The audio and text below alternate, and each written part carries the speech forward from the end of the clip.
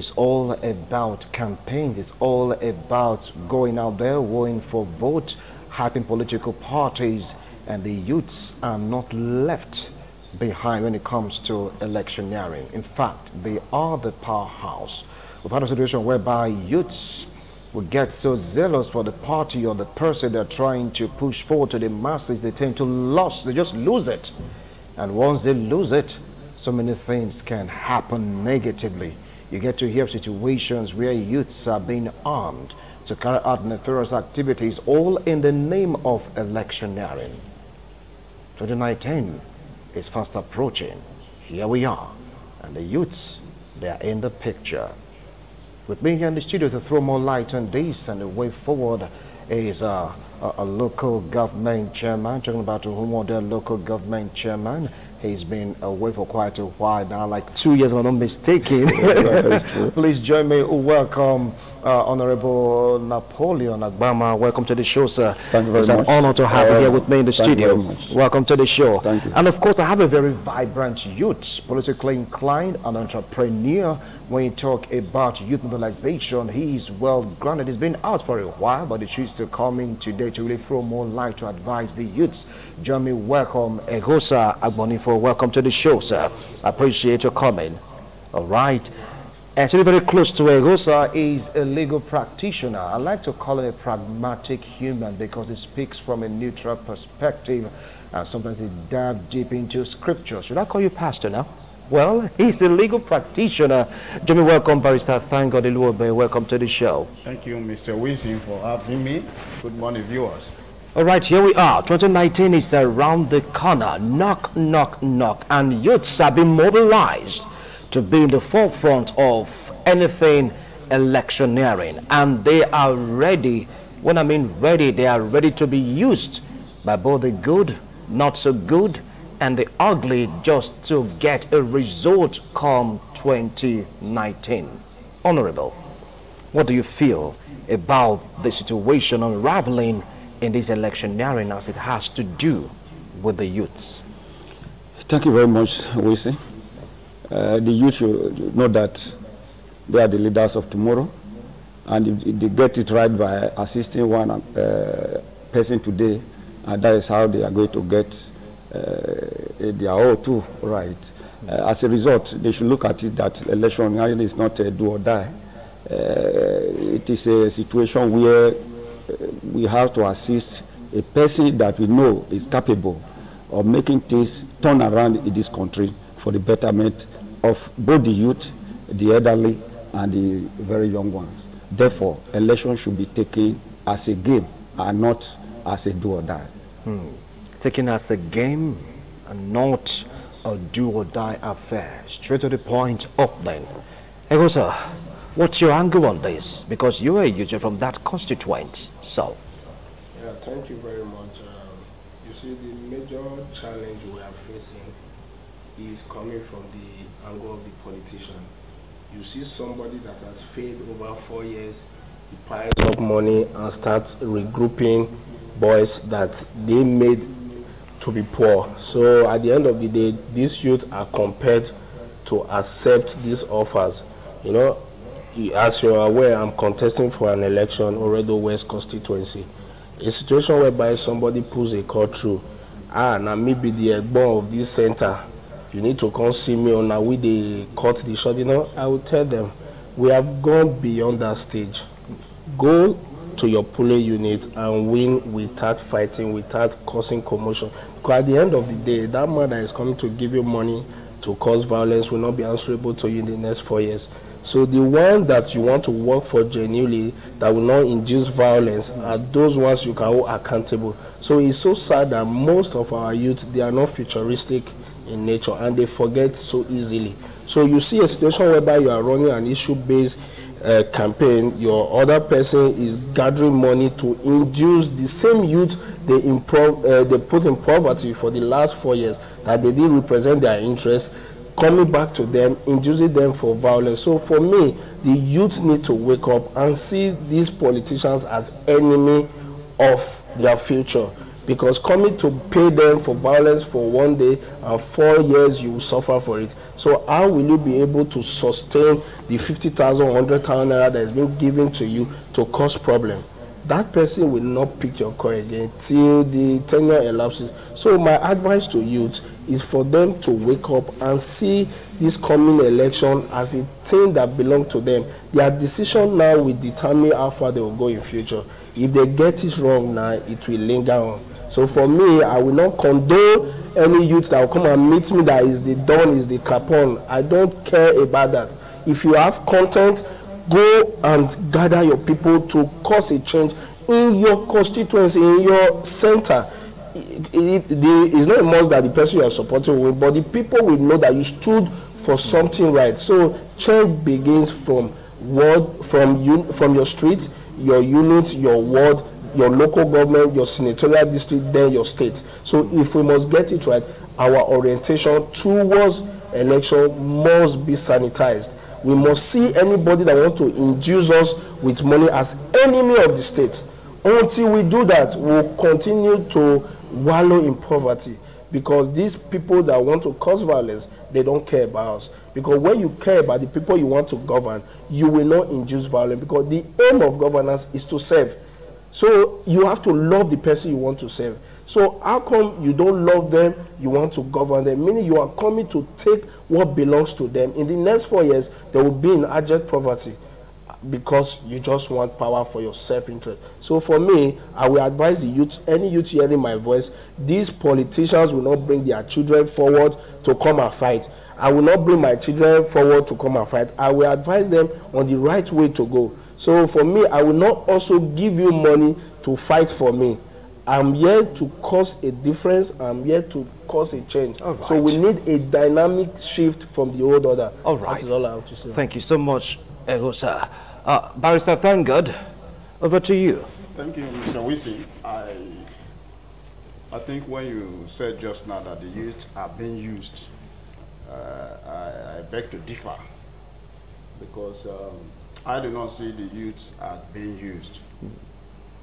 Because first of all, we have to define who a youth is. On that premise, we can now know who is using who and who is being used. From my understanding, I know that youths are people who have strength and able to make things happen. And in contemporary days, you can talk about a man who has wisdom, knowledge, and understanding to be able to bring to bear that which you think is a solution to a particular problem that has arisen in his environment. Therefore, who a youth is will be in accordance with my definition. That a man who thinks that there's a problem in an environment, in his constituency or in his geographical location, and he therefore thinks I have a solution to profile, and is able to profile it, in this context appears to me a youth. Now, having said that, I would now say, who is therefore putting solutions to the problems that we all have identified? Elections are close by. People need to campaign. People need to come into offices. Those who are saying they want to come into offices to correct the challenges or the problems in this context, I can describe as a youth. Those who are also campaigning, I also can describe as a youth. But the question now is, who amongst all of us, intending to lead, intending to campaign, has what it takes to bring to bear appropriate solutions to those problems that we have in mind need to be solved? Like my honorable has said, he said politics is a game. To an extent, I agree, but to a large extent, we are not coming into leadership to play games. We are coming into leadership to solve problems. And it becomes a very fundamental aspect of our common life. Today, Nigeria is what it is because most of us are underdeveloped in terms of capacity.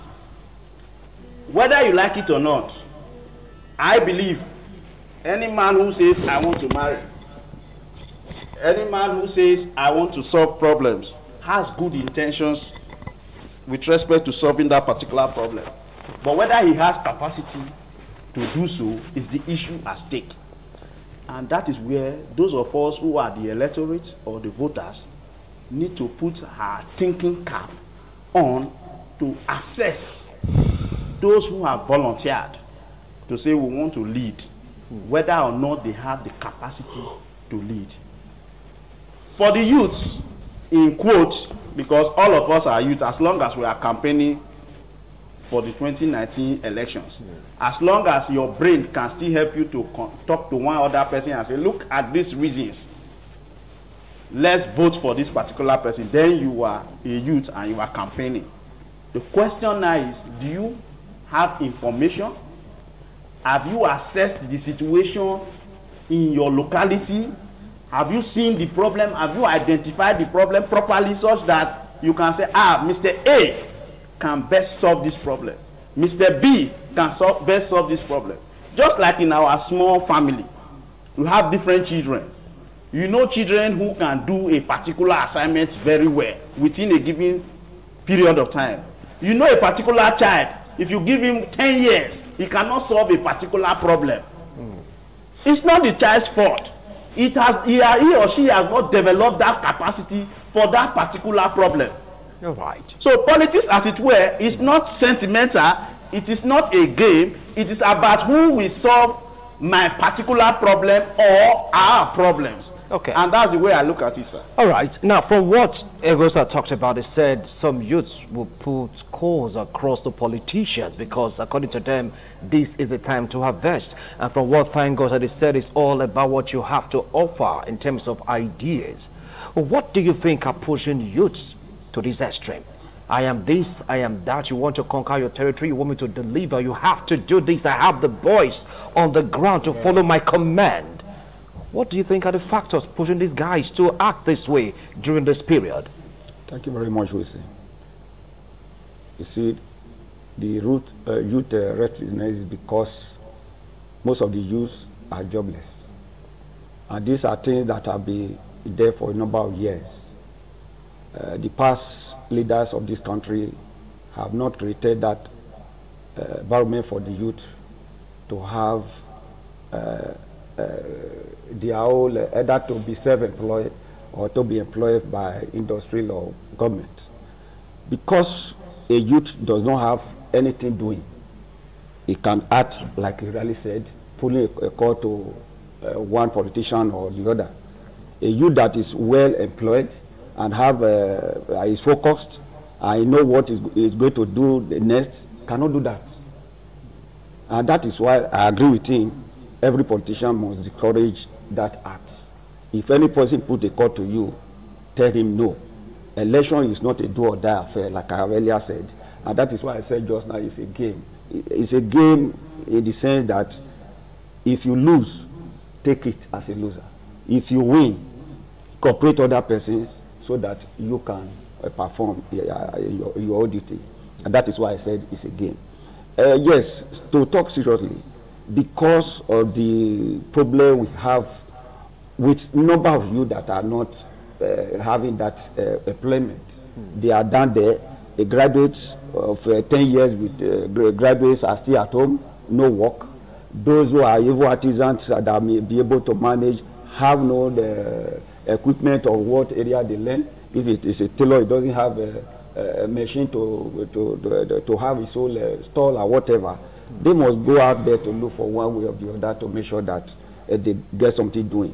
Today, what they should sit down to think of, ask themselves, is among those leaders, youth or elders one that are contesting now, who among them have that capacity to create an enabling environment, to create whatever that will help them to be on their own or be a person tomorrow that will be recognized.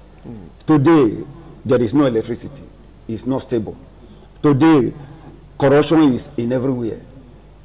Today, we cannot even, so many people cannot take 3 square meals a day. Who among these leaders are ready to turn things around? These have been things that have been so decayed in a number of years. Who are these leaders now that are here today that can turn things around? These are things they must look at. Not just because you want to get 10 naira or 20 naira for a particular day to do an election, and after doing it, you don't care. That is not a good youth. A youth must still come among these leaders, among these youth that are contesting, who are really serious, who really know our pain, who really know our suffering. There are those who even are contesting today, they are from one community or the other. They don't even know their community. If you don't know your community, you don't move with your community people, how do you now know the problem you are going to solve when you are eventually you even win? So those are things they must look at. Who are the people that are really interested in our welfare? Greater tomorrow for us. So that is what they used to look at, and not taking 1 naira or 2 naira today, just for today, and not thinking of tomorrow. Wow, spoken at length and of course from the heart. You get to hear youth say, look, Will, we may not have value, but we have what we call nuisance value, and are proud of it. Because I could please react to that, because he mentions so many factors pushing the youth into the brink or the precipice of becoming what they ought not to be, just to make a quick change, and they call it nuisance value. Thank you very much. There's a part there that Oga spoke about, that unemployment is the reason why the youth behave like this. I choose to disagree, because the youths that call me, they are very comfortable. I see the kind of jeeps they drive. You know, when you are greedy, you are greedy. A situation whereby we have poor institution, that is when you celebrate mediocrity. How many people are in Oko prison because of election violence? Who are these persons spearheading it? Why do we still celebrate these people? Who are they? So can you identify them? If these people will be threats, you have this security outfit that monitors calls and all. If these people are threat to the system, call them to size. So a situation whereby we start petting situations, that is what brought us to our knees. So I don't see unemployment. India has more unemployment than Nigeria, but you don't see them misbehaving during elections because they have core values. So what happened to our values? Poor institution. So a situation whereby the institution choose to ignore, and a call comes from the Oga at the top and tell you, release that boy. What is wrong with you? Yes, sir. So we must start to look at the fundamental issues. I choose not to be sentimental. The fundamental issues here is that unemployment is not the reason, because go and check these so-called people. Since 1999, they have benefited and they have enriched themselves. So it is time for them to leave the podium, so that right-thinking people, right-thinking youth should pilot the affairs that will favor them.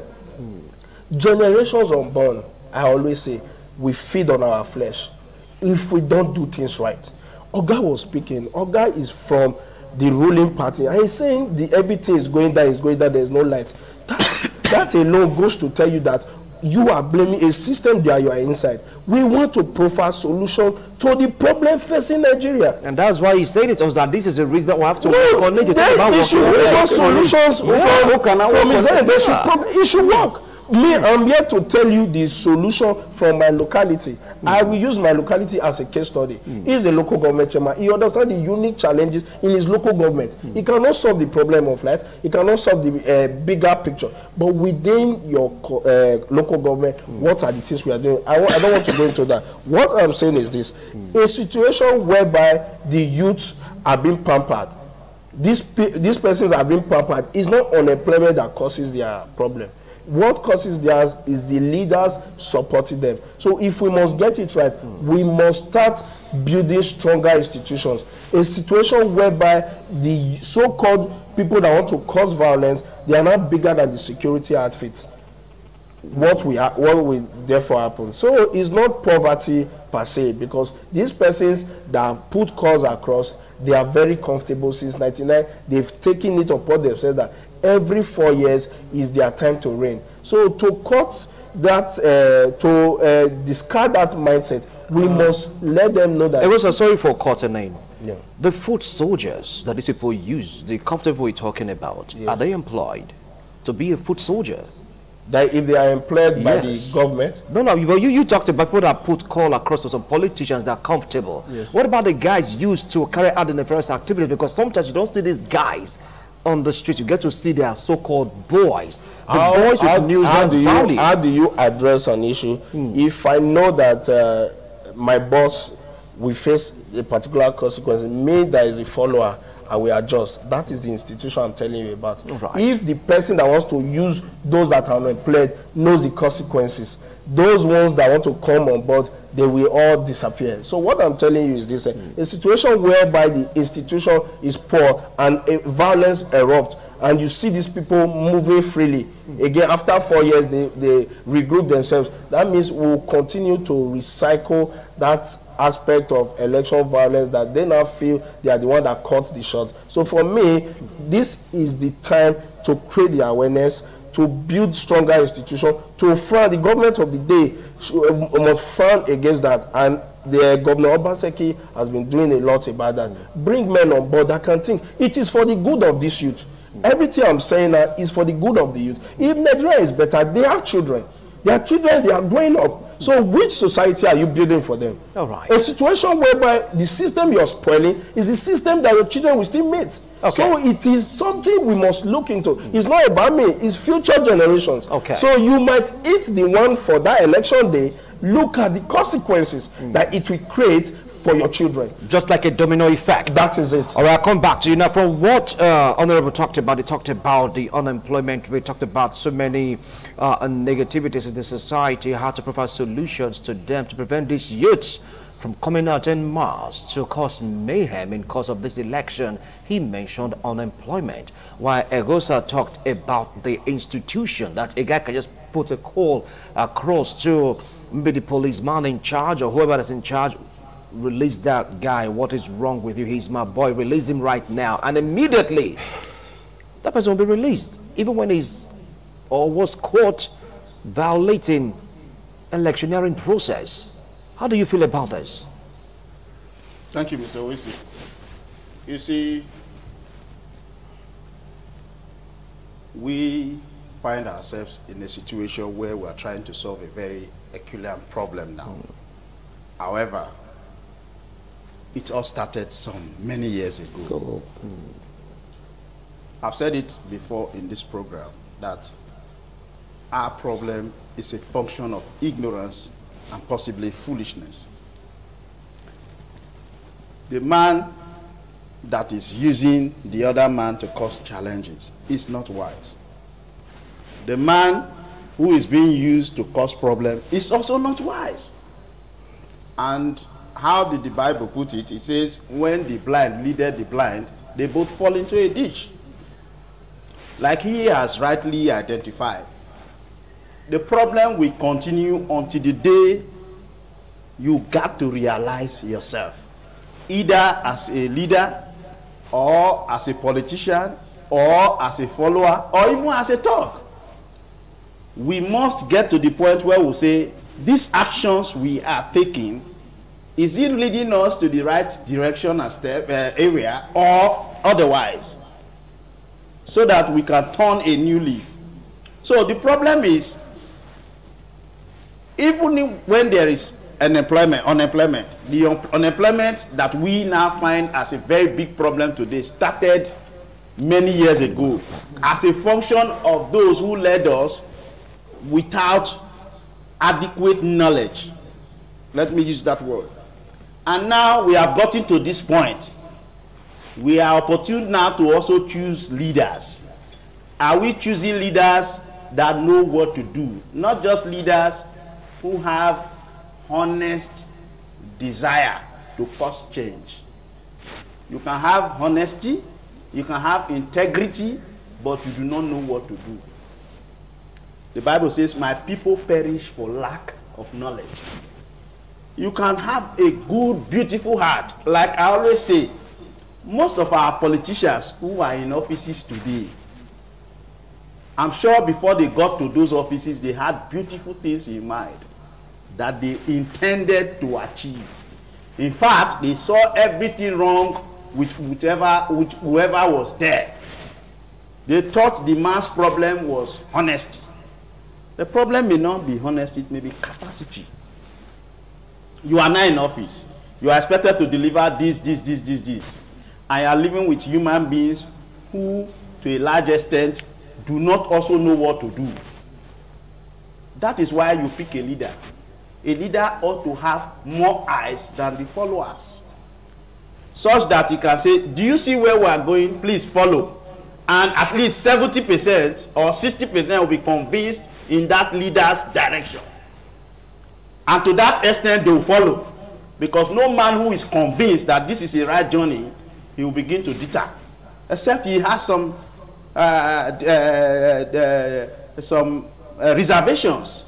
But if those who have reservations are 30%, means you have gotten the majority, which is the democracy, 70% are with you, you are moving ahead to a large extent. But the problem we have in Nigeria is that 90% of us, with due respect to all of us, are uneducated. I did not use the word illiteracy because most of us are literate in English language. Many of us do not know that you can be an illiterate in French. You can be an illiterate in Edo language, even though you are literate in English language. That makes it quite a lot different from being educated. So you can be literate but uneducated. What makes the difference? Positive knowledge. There's negative knowledge, which has to do like with the youth who feel that, oh, the elections are close by now, we can do anything to make things happen. Yes, do anything. I don't have a problem with your doing anything. Wait for the responsibility. Be mature enough to face the responsibility of your negative actions. The result of his action. And the religious environment with respect to Africa is not helping us. Because they make us feel that by the time you finish all your foolish ignorance and wicked activities, when you come to church, Jesus Christ is going to forgive you. And with that mindset, you go home feeling that you have been forgiven. Wait, it's just a question of time. We are not begging anybody to change. We are only telling them, if you change, you are changing for your own good. We are talking about our future children. Okay, with due respect, from my understanding, it is not your children, you yourself will receive it. The negative actions, the positive actions. I give you a case study. The president of this country ruled this country many years ago. I'm sure, whether with knowledge or misunderstanding, he could not make the country what he would have wanted it to be. Few years ago, or some 2 years ago, he became sick. Where did he run to? UK. Why? Why did you not run to UK? That's where you believe you get good medical attention. You left your country who is far richer than that UK. Yes. Nigeria ought to be richer and better than UK. Because of poor management, ignorant management, foolish management, we now see our leaders, when they are sick at emergency, they are running, taking flight out of the country, where those same services could have been given to them in this country cheaper, if they had known what to do when they had the opportunity to do it. Right. So it's not about the children's future. Even you, your future is not secure. Okay. I have to shake this. All right. Now, these were some friends of mine, which will be like, we were saying, in President's Palace, everybody go collect. That's what it just said, because whatever you sow, that you shall also reap. You, your children, everybody will reap from a singular action. Yes. So if you're listening to us, you have to try to picture the domino effect, because it won't just keep, it's like begins from you, job begins from you, and it just lines up all the way. Give an example of a president that was a president a long time ago, and something happened. He runs to another country to receive treatment. Hadn't been that he fixed the health institution way back, according to him, he would have taken that trip to UK, would he? Anyway, that is on the side. Now, from what Egoza said, he talked about institutions, not on employment per se. Could you please expatiate on that? Why you hinge it on unemployment and hinging it on poor institutions? Well, first, let me appreciate the last speaker. He mentioned the president, that his first coming, probably what he wanted to do was truncated because by way of overthrow, whatever. And coming back the second time now, I believe he has not completed his 4 years now. During that period, he too was sick and was away to Britain or whatever, like he said. Yes, going to Britain may not just because we don't have a standard hospital or whatever here to treat. It is a normal, not only in Africa, not only in Nigeria, for such a figure to even move away in that type of critical situation. Having said so, I equally agree with him when he mentioned that the second speaker acknowledged the fact that here in Edo State, Godwin Obaseki, the governor of the state, is doing his best in terms of youth restiveness and all others. And that is, today, you can see that in Edo State, youth activities, as it were before, has now reduced. And I believe it's not only for all other areas like Lansing or whatever. It is going to affect the election that is coming too.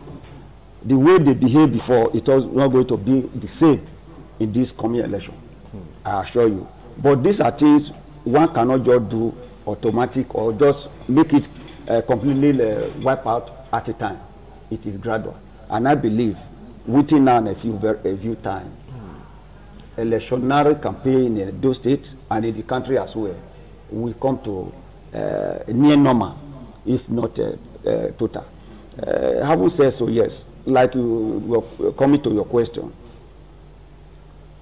the last presidential election, if I can take a cue from that, in my own unit, that very day of the election, only for me to see youth clustering around outside the voting, what are they doing? Later I was made to understand that they are sharing money. They are gathering money. They said that no, we are not voting the way we want to vote before because you gave me money, so I want to follow, I want to. No, and I call some of them. It is your future that you are selling. It is your future that you are buying. Vote according to your conscience. Vote somebody that you know that is capable of giving you a greater tomorrow. That is why I said at the beginning, when you look at those youth that were indulging in all those acts, these are youth that have no tangible means of livelihood by way of employment. That is why I keep saying that if you are very capable, you have your own way, you have your own that will give you food on your table. It will be difficult for you to say you demand 5,000, 3,000 in order to vote. He mentioned that yes, there are people who are poorly called to him, are even having jeep and all those. Yes, they may be feeding from the young ones, just like those who were paraded themselves as a chairman of the youth developing selling of land, whatever. It is not the chairman that will just go out to say buyers come. The house agent. This man that we think is having jeep or is having Prado or whatever has nothing doing, but he's using those young ones to perpetrate those evil, so that he too is the person that will go to demand, bring 10 million, bring 3 million, or whatever. They themselves with those boys we talk about share. So we must discourage these people, not only their master, the young ones, to know that those who are even using them are more greedy than themselves. Therefore, they should treat them as they will treat any other person, telling them that, no, you can no longer use me. You have a child, you have a brother, where are your brother, what are your children? So they should not, because they do not have anything doing today or whatever, let's look at who is going to create that enabling environment for us to survive tomorrow. And that is what the present government is doing. All right. Today is a Sunday. By next tomorrow, the president is here to commission Azura plant here in Edo State and in Ihobo in Humode. And that is why I said just now that if there is light, and that is where very many artisans can enjoy working. Not only artisans, even here you are, and I believe you are using generator now. Yeah. So if you are using light, I think the cost will go down. Okay. And more employment can be given. All and right. these things have been rotting, like my brother said, for a number of years. Correcting a situation that has been so rotten cannot be just corrected within a 3 years or 4 years administration. And that is the situation we have found ourselves. Okay, thank you so much, Chairman. And I just remember the word a friend just threw at me. He said, we'll forget about you not in time. Forget about you speaking of this big grammar on air. He used a word in pidgin English, a phrase, hunger never catch you. And I was sleeping, I was thinking about the word. He said, which have you gone without food for a day or two? And when you see a morsel of bread in the dustbin, you may be tempted to go feed from that dustbin. I was like, really? He said, hunger never catch you. There goes at the hunger factor. How do you feel about this? Because some youths are saying, look, people keep speaking this, saying this. You are not in the street. You don't feel our pains. This is a time for us to reap. This is a time for us to get at least some things in our pocket. How do you feel about the complaints of these youths, speaking from the angle of hunger and, of course, cash being infused into the process of electioneering? Thank you very much. When you say hunger is relative, you know, there's a lot to do to generate money. A situation whereby you use laziness to cover up for your lapses. I will blame the government for not doing enough, but there are a lot to do as a youth. Those people that you are talking about complaining of hunger, that want to come and collect money to vote, they ate before coming. They took something in their stomach. The poverty level has not gotten to that level to sell your conscience and suffer later. All we need now is orientation. Somebody that is hungry with a proper orientation, we get it right. So for me, I will not want to glorify hunger for the reason to suffer more. So all we need to keep on pushing across is for the youth to understand, you hungry today, you chop for the next 4 years, which is better. So for me, hunger is not the reason, because before the election, what were you eating? So I don't want to pet issues. So for me, the best way we can get it right, the same way the station is doing, is constant orientation. Constant orientation. Because when you have the right orientation that, oh, I told somebody, we were talking, I said, I cannot solve your individual problem. I said, but collectively, I will be able to represent you effectively. Why did I say so? There are things you cannot solve individually, but there are policies you will put in place. So when the National Orientation Agency, the state agency, National Orientation Agency, start putting it across, letting the people know, putting side-by-side videos to know the consequences of collecting money and to see the gains of not collecting money, you will see the orientation will change. I was addressing some youth and the professor called me and said, my son, the youth you are talking to, they can easily be swayed. Go and talk to the elderly. Go and talk to people that are above your age. Why did he say so? Because those people over the years have a good orientation that when you take 5,000, you will suffer. So now the youth need to key into that and understand the fact on ground that taking money now and suffering for 4 years is worse. So for me, I will not say it's hunger. It is orientation. There are people that are suffering and they have integrity.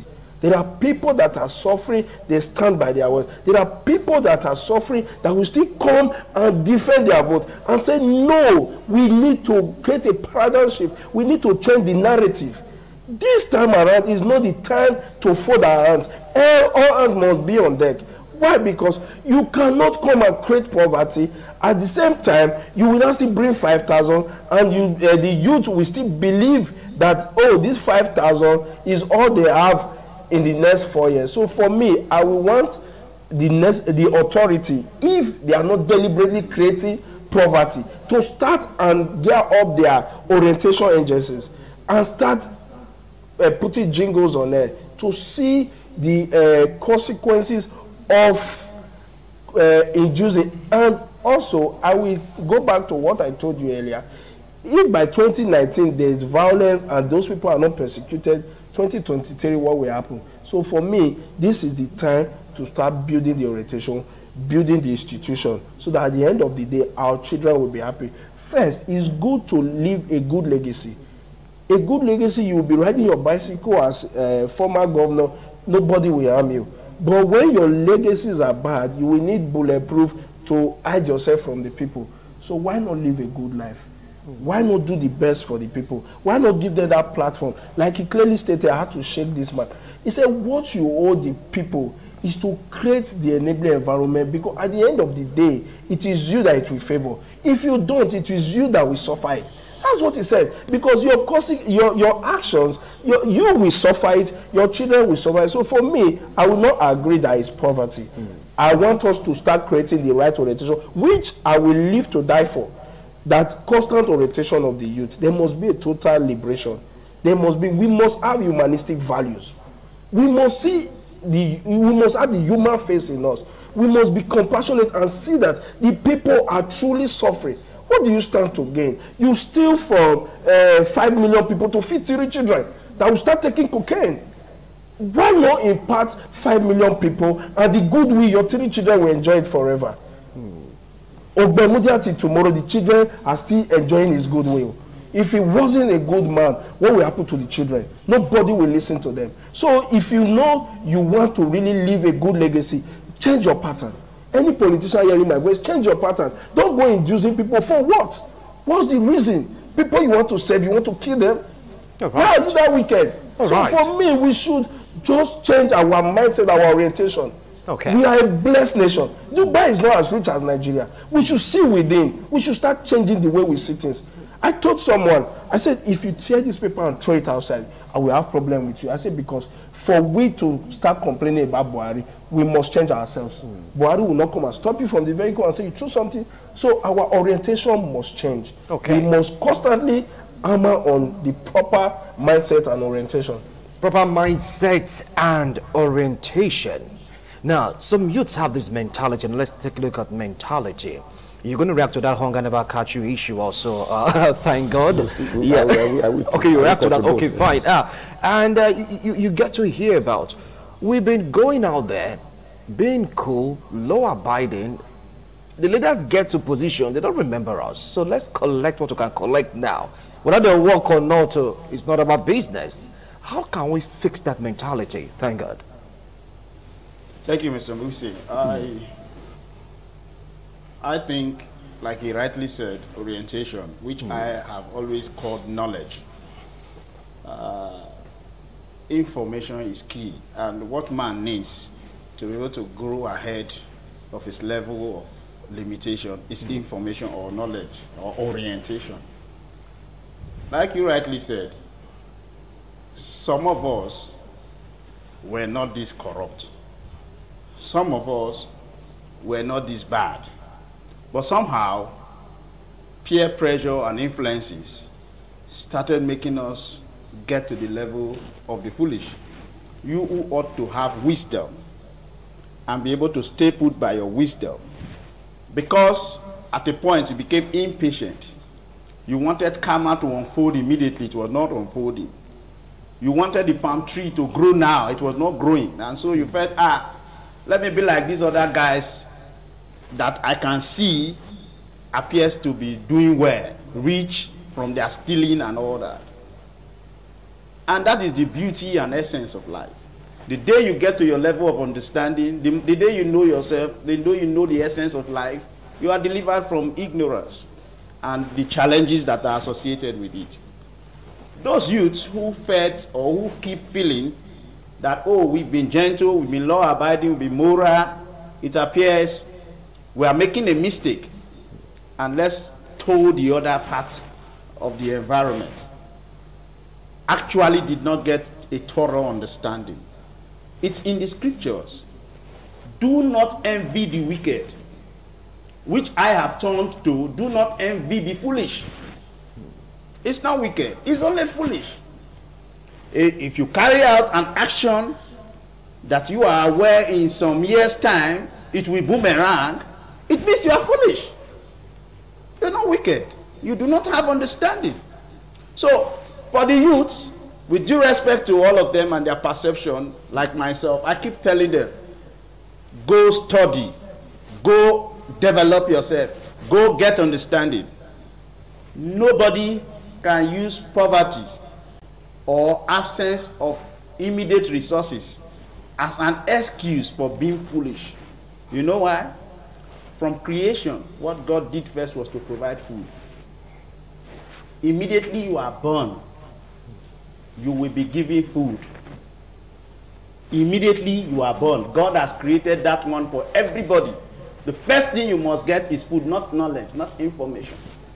So once you eat, You now need to get information and knowledge on how to continue to eat rightly. So nobody can say, oh, because I'm poor. Your poverty is a function of your ignorance when you become an adult. It therefore means you have to go back to your drawing board, look at your environment, study your environment, look at the legal and moral ways upon which you can earn your living, you can feed without creating unnecessary and lawless karma for yourself. Because if you create it, at the end of the day, you bear the responsibility. Gentlemen, I really appreciate your wonderful analysis. So we're going to take a minute each to call it a wrap on this show because we have so much to do beyond this program. Chairman, I want to start from that hunger thing, and you advise the youth on how they should comport themselves because 2019 is around the corner. Thank you very much. Like I said before we stop, I don't know whether my colleagues have taken pay to ask the people, these young ones that moved to Libya or Morocco through the desert, taking pay to know the caliber of people that move through the desert, their family backgrounds, and whatever. If you look at it, you know that these are people who are hungry, looking for a greener pasture. We are a family that Mr. A family have been doing well, and we know this and this. They want to do it, they just want to do it by all means. You know that that route is very difficult, but still, they pass through it, and they are dying, and they are not stopping. If not the effort of the present administration that have been discouraging them, engaging them in one outcraft or the other, and the Oba of Benin doing so from the other end, helping these people to make sure that, yes, they do not move out the way they have been doing. This is because they look at today very difficult and look at nothing for tomorrow. They want to go. So hunger is part of it. But having said so, I believe that parents need to educate their children. The public too has to pay the attitude to those who are very rich. The gap between the rich and the poor. And we have to make sure that we advise our children. You do not get there just by way of or doing whatever you want to do. It is gradual. Right. And when God is true, you must surely get there one day. And you must be determined. And that is why I praise the administration of today that, for instance, in my local government, skill acquisition that we employed not less than 500 persons have been established. As I speak, more than 100 persons have registered.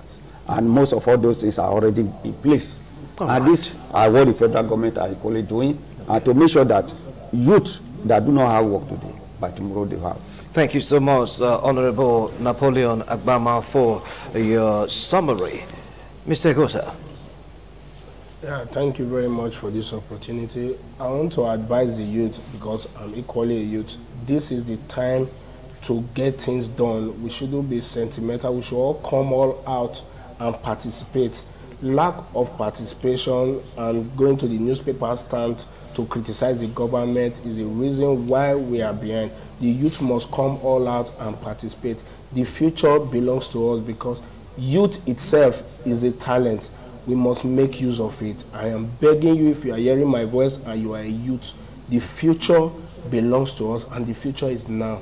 Come out, defend your vote, stand for your rights. Don't collect money and suffer later. So I'm urging every youth hearing my voice, this is the time to change the narrative. Come outside, let's do it together. Let's fight the cancer that is eating into our future. We are the youth, we feel the burns more. These older ones, they have limited time. We have enough time on our side. Let's change the system. Thank you very much, and God bless you. All right, thank you so much, Agosa. Barrister, thank God. Briefly. Thank you very much, Mr. Wisi. I'll beg to differ a little from Honorable when he said that hunger is a problem. Moving from Nigeria to Libya. No, he said it's part of the problem. Moving from Nigeria to Libya is over 300,000 to 400,000 or 500,000 as well. So I think the problem with the youth and those actually going to the diaspora through that risky means is lack of information. They've not been told other alternatives that they can employ to earn a living. And that has been the problem. But now that government is appearing to give people information, parents are giving people information. In fact, you imagine a parent or a family telling a child, come and go. This is the means we think you can achieve whatever you can for us as a family. It's lack of information. But now that government appears to be a little bit responsive and educating people that you can acquire skills and do other things rather than traveling and taking such a big risk. We appreciate that on the part of government, and they still need to do a lot more. Now, having said that, to a very large extent, I think whoever you become and whatever you become is your personal decision, whether as an individual or as a nation. Now, if you reduce it to a level of an individual, you got to study. You have to look at yourself, look at your environment, look at the things you can possibly do to add value to yourself. People will certainly pay for values once you add value to yourself, legally and morally. Then as a nation, our leaders need to wake up. They need to get themselves. You see, it's an unfortunate situation. I have moved with a lot of leaders. They get into a position, the only thing they know how to do most of the time is to drink, eat, and womanize, leaving the core values of leadership. So again, our so-called leaders and politicians even need to be taught more. They need to be schooled. They need to be taught what leadership is all about. Thank you. As it were. Thank you very much. Thank you so much, gentlemen. Our time is up. Our time is up. I appreciate your wonderful analysis. Tomorrow morning, we'll be talking some more on TMI. From all of us here in the studio, it's bye for now.